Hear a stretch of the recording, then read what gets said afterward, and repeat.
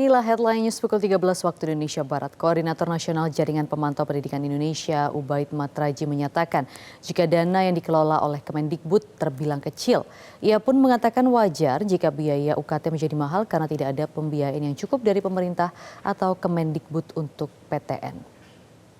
Lihat memang ternyata yang dikelola oleh Kemendikbud itu sangat kecil sekali ya.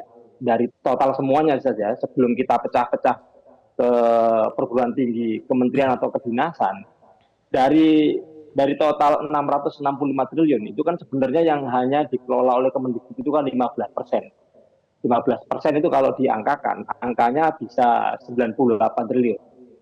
Nah, kalau kita lihat 98 triliun dari total APBN semuanya, itu sebenarnya yang dikelola oleh Kemendikbudristek itu cuma 3%. Gitu.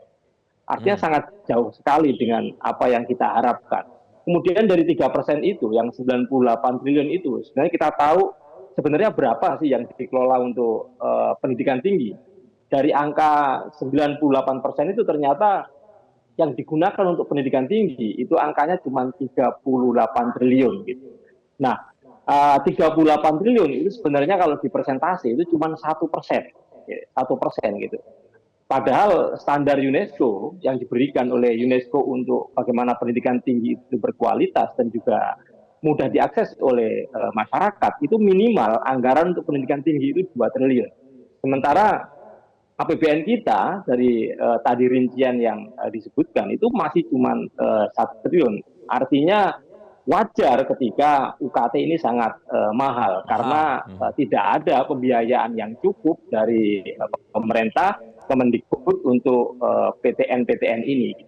Ketua Komisi 10 DPR RI Syaiful Huda mengungkapkan jika Komisi 10 pesimis jika melihat politik anggaran dari pemerintah mengenai alokasi Kemendikbud yang turun. Ia pun berharap desakan publik yang kuat. Kami sedang fokus hari-hari ini ke sana, tapi jujur saja kita pesimis melihat komitmen politik anggarannya dari pemerintah karena belum Kemendikbud misalnya sudah dalam konteks alokasi pagu indikatif saja malah lebih turun dari 98 triliun menjadi 83 triliun. Nah pada konteks itu sekali lagi ini butuh desakan publik yang kuat dan kami sendiri di Komisi 10